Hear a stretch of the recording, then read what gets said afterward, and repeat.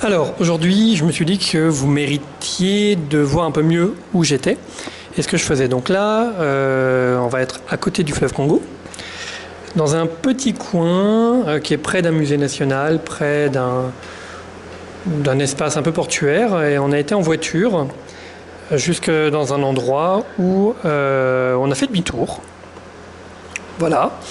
Devant un truc qui s'appelait, devant le groupe scolaire Saint-Damien. Il y a eu d'autres endroits d'Amiens. En fait, c'est le nom d'une mission médicale. Voilà.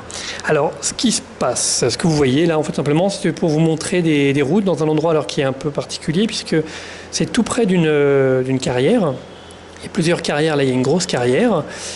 Donc, c'est un endroit où il y a pas mal de choses à vendre, des parpaings, des gens qui fabriquent des parpaings, des cailloux.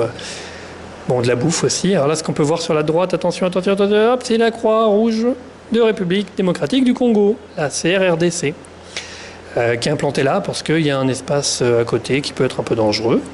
Donc là, vous voyez, ce sont des cailloux. Des gens vendent des cailloux, alors pour la construction, mais aussi pour la décoration.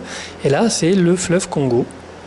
La carrière, on la voit tout droit au fond, puisqu'en fait, ce qu'on croit être le Congo-Brazzaville, non, c'est une petite île qui est exploitée pour du ciment notamment, pour des cailloux.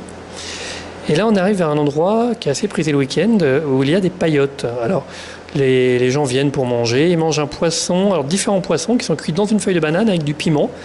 Il paraît que ça a un vrai problème, notamment parce qu'il faut boire beaucoup de bière avec, mais que finalement, ça participe un peu au goût du truc. C'est très pimenté, on boit beaucoup de bière, et puis après, on est très bien, certainement à cause du piment, je ne vois que ça. Et il y a des jeunes gens qui gagnent de l'argent là en garant les voitures, en cherchant les places disponibles, en vous indiquant une place où vous pouvez aller vous garer. Et on leur donne un petit billet, et puis voilà, c'est un travail parallèle. Alors là, finalement, à part des herbes, pourquoi j'ai filmé ça? J'ai filmé ça parce qu'on va voir dans un instant, donc à nouveau le fleuve Congo. Et en fait, un truc que j'ignorais complètement, c'est qu'il n'est pas praticable, il n'est pas navigable, il est pourtant profond, mais il y a tout un espace où il y a trop de courant, où il y a en fait trop de rapides pour que les bateaux puissent naviguer. Donc tout est déchargé avant Kinshasa et tout monte en camion ou en train. Et ensuite c'est rechargé après Kinshasa où là ça devient navigable. Et ce qu'on voit sur les bords à droite de la route, eh bien, c'est une sorte de caniveau qui est déblayé régulièrement puisqu'il se bouche avec toutes les saletés qui vont dedans. Et ensuite les saletés sont emmenées je ne sais pas où mais elles disparaissent. Ensuite, là on revient un petit peu plus vers Kinshasa. Il y a un espace où on voit une sorte de port. Là, c'est le musée, un des musées nationaux de Kinshasa. Pas très bien entretenu, mais c'est plutôt sympa. À gauche, c'est un énorme espace Alors, je ne sais pas trop exactement ce qu'ils font. J'ai vu qu'ils faisaient du transport, de la construction. Là, c'est tout à côté du fleuve. Et leur emblème, c'est un éléphant. Donc, il y a plusieurs bâtiments, notamment en ville ou des entrepôts, où il y a cet emblème de l'éléphant. Et là, vous savez à quoi on voit qu'on est dans Kinshasa ?